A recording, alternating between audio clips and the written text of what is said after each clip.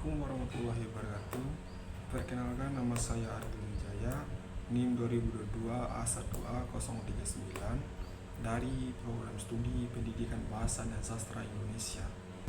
Baik, di sini saya akan menjelaskan apa perbedaan antara statistik deskriptif dan statistik inferensial, dan jelaskan dengan contoh. Yang pertama, statistik deskriptif.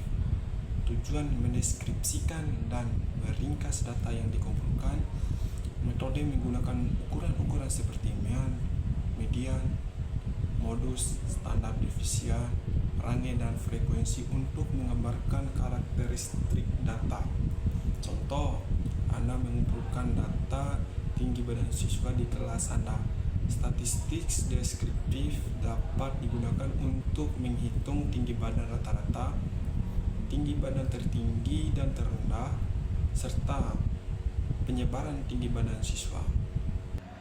Terus yang kedua, statistik inferensial. Tujuan membuat kesimpulan atau generalisasi tentang populasi berdasarkan sampel data yang diambil.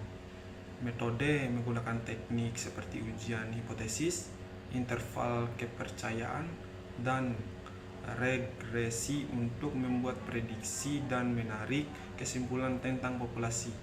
Contoh, Anda ingin mengetahui apakah ada perbedaan signifikan dalam nilai ujian matematika antara siswa yang mengikuti kursus tambahan dan siswa yang tidak. Terus soal yang kedua, jelaskan pengertian populasi dan sampel. Yang pertama, pengertian populasi adalah kumpulan lengkap dari semua individu, objek, atau peristiwa yang ingin Anda pelajari.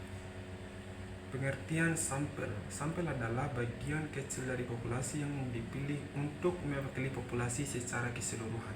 Terus soal yang ketiga, jelaskan dan berikan masing-masing satu contoh dari A. Purposive sampling, B. Sampling jenuh, C. Snowball sampling, D. Incidental sampling.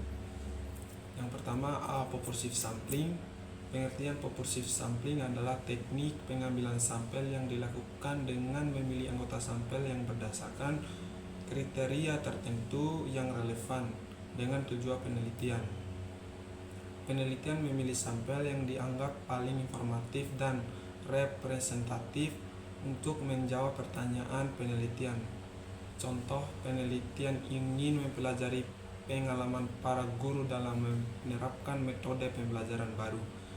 Penelitian memilih sampel guru yang memiliki pengalaman minimal 5 tahun dalam menerapkan metode tersebut.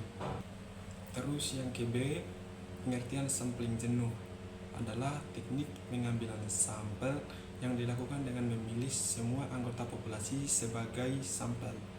Teknik ini digunakan ketika jumlah anggota populasi relatif. Contoh, peneliti ingin mempelajari kepuasan pelanggan terhadap layanan di sebuah klinik kecantikan. Karena jumlah pelanggan klinik tersebut hanya 50 orang, peneliti memilih semua pelanggan sebagai sampel. Terus yang ke-C, snowball sampling. Pengertian snowball sampling adalah teknik pengambilan sampel yang dilakukan dengan meminta responden awal untuk merekomendasikan responden lain yang memiliki karakteristik serupa. Teknik ini sering digunakan untuk mempelajari populasi yang sulit dijangkau.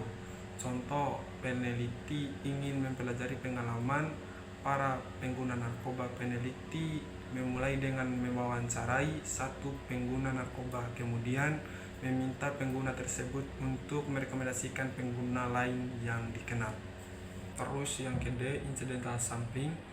Pengertian incidental sampling adalah teknik pengambilan sampel yang dilakukan dengan memilih anggota sampel secara kebetulan tanpa perencanaan khusus. Teknik ini sering digunakan dalam peneliti eksploratif atau ketika peneliti ingin mendapatkan data dengan cepat. Contoh, peneliti ingin mempelajari pendapat mahasiswa tentang kualitas makanan di kantin kampus. Peneliti memilih sampel mahasiswa yang kebetulan sedang makan di kantin saat peneliti melakukan penelitian. Sekian video penjelasan dari saya. Lebih dan kurangnya saya mohon maaf. Billahi taufiq wal hidayah. Wassalamualaikum warahmatullahi wabarakatuh.